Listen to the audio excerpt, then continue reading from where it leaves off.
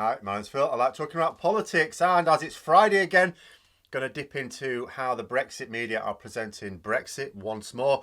Got a couple of good ones here as well in the hard Brexit papers of the Express and the Mail, between them showing that their readers are turning against this insane project. But first, if you'd like to be notified of daily news and politics, please subscribe to the channel and click the bell notification icon. So I'm going to start with the Mail, as it's the most extraordinary. I'm going to spend most of the time on this one as well. This was actually the Mail on Sunday, rather than the Daily Mail, but same stable and all that. They ran a poll of a number of questions, and amongst the questions was, if there was a vote to leave the EU tomorrow, how would you now vote? And the response was 36% leave, 45% remain. Now, there are a lot of things to consider to this simple result. The first is that this poll was run on behalf of the Mail. They are not just pro-Brexit, but pro-hard Brexit. They want the full caboodle. Sure, they hailed the weak deal Johnson got last year as some great triumph, but they actively talked up the benefits of no deal at all. We should have no deal at all with the people with whom we have half our trade. This paper pushes a narrative that Brexit is good, a hard Brexit would be great. The Conservatives are good, and that a particularly extreme form of the Tories is great. That they could issue a poll that asks the question and get those results is remarkable. I mean, if I ran a poll like that and got those results, it would be remarkable only in yielding so few in favour of Remain. Echo chambers are not the best place to carry out polls. Even if you conduct the poll outside your own bubble, it's fairly easy to stack the odds in your favour if you need to get a particular result. That such a paper, which can only appeal to Brexit supporters because within its pages lies madness if you are not anti-EU or pro-isolationist, that such a paper can even come up with results like this is telling. When an echo chamber comes up with a poll result, and echo chambers, they love they're doing their polls. Oh, look, this shows this. It shows nothing because, sample is skewed. But when they come up with a poll result that goes against their own ideology, then that is massive. And it makes you wonder what the real picture would look like. And I want to draw your attention to a couple of other things. Now, I've talked about Brexit polls a lot over the past couple of years. They've been developing very nicely towards a population increasingly in favour of reversing Brexit. A bit like Irish reunification. It's not quite there, but you can see the direction of travel. But I do often have to counter spurious conclusions from some other rejoiners when they see polls, because often they'll see a poll that talks about Brexit regret. They wrongly presume that people, because people regret the result of 2016, that they wish to reverse it. The two things are not the same thing.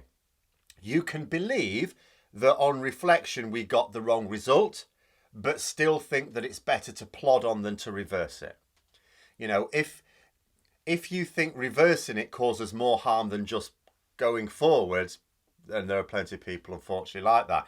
Indeed, more representative polls have shown that although there are now more people who regret Brexit than are glad about it, there has not yet been a representative poll that shows a clear majority want a rerun of Brexit in reverse. They will one day, but no polling yet shows this. But this poll question wasn't about whether people wished they'd voted Leave or Remain in 2016. It's about which way they would vote if there'd been a referendum now on the same thing. It's quite interesting. There were significantly more Mail on Sunday readers of the poll that could be bothered to take part in the poll who want us in the EU rather than out. Now, I am going to point to a couple of things here before I go on to the final remarkable conclusion that I've got from this poll. First of all, you'll notice it doesn't phrase the question or the answers quite as people are talking about it. This was doing the rounds on social media. It's not asking if people want to rejoin or stay out of the EU. It's asking if there were a vote now, would it be Remain or Leave? So it assumes that we'd still be part of the EU, that the 2016 referendum had not taken place, that we were still in the EU. How would you vote now, knowing what you know? As such, it's also suggesting that it wouldn't take a long period of renegotiation, because that is unfortunately what worries a lot of people. You know, they've seen that it took years to leave the EU. They can imagine it could take a long time to get back in, and it would as well. So don't fall for false conclusions. The poll doesn't say that a majority of male readers wants to rejoin, and with all the hassle that goes with that, only that if we were still members, that they would say, sod it, let's just stay, it's easier that way. World of difference. The second thing to point out is that a poll can be stacked. You know, this wasn't a poll of all male readers, but of those who responded. Now, you generally get people with very forthright views being more likely to respond to polls. You know, responding to polls takes effort. Even in a digital world where you might think it doesn't take that much effort, it does still take effort. This result is not necessarily a reflection on the fact that male readers have turned on Brexit. In fact, this doesn't seem at all likely, because if that were the case, then surely the balance of Brexit stories in the Mail would be firmly against it now. But their articles still pander to those in favour of Brexit. What it might indicate is that there are fewer people robustly in favour of Brexit now.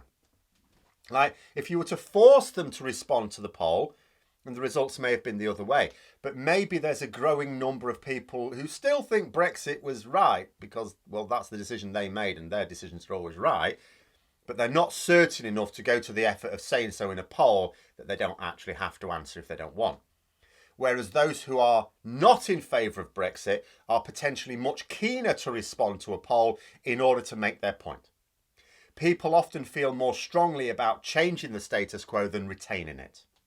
So the poll in question and responses doesn't mean what I see many commentators taking it to mean. It doesn't help anybody to misread a poll and jump to spurious conclusions. That being said, this is still a poll in the Mail showing more people against Brexit than for it, quite clearly. We can take that and then draw one more conclusion, because here's the final thing I've found remarkable. The Mail published it. Why? They didn't have to. Okay, they carried out a poll. Nobody forced them to publish the results of all of the questions, did they?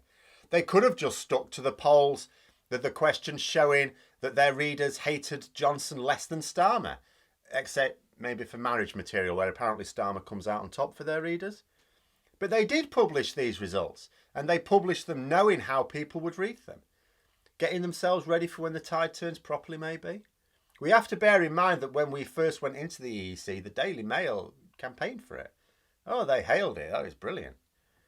You know, this is why I think Labour should do likewise, really. I get that they're not attacking Brexit with both barrels.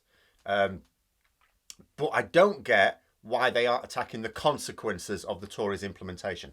Like, even Nigel Farage, all the Brexiteers that are not intrinsically linked with the government are attacking the government's implementation of Brexit. The media, the same thing. So if Nigel Farage is allowed to shoot his gob off about how rubbish Brexit is, why can't Labour? But what they shouldn't do is make statements like, oh, not bringing back freedom of movement. You know, be circumspect in order to avoid being dragged into Johnson's culture wars by all means, but leave yourself room for manoeuvre to develop different Brexit positions that involve closer and closer alignment. Labour have already said they want closer alignment. Really that simple. That is going to involve more freedom of movement. I mean, at the end of the day, we're getting more freedom of movement anyway. I say we, the EU, are getting more freedom of movement. You know, and it might well be politically astute to talk about making the best of Brexit right now, but there will come a time when that changes, when reversal of Brexit is what we need to do.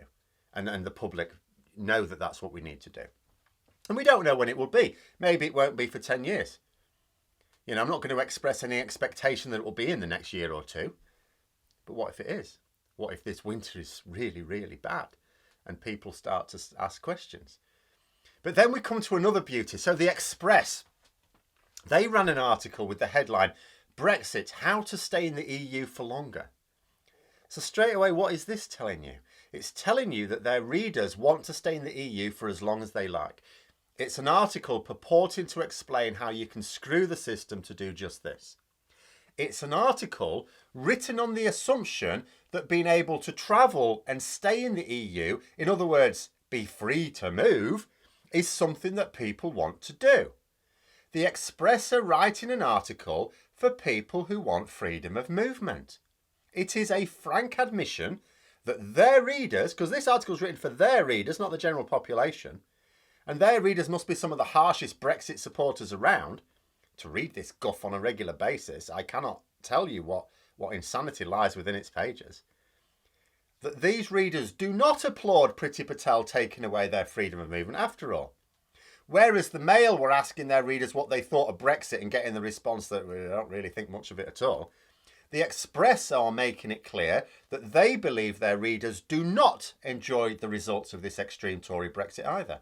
They may still be in favour of Brexit, but not the consequences of Brexit.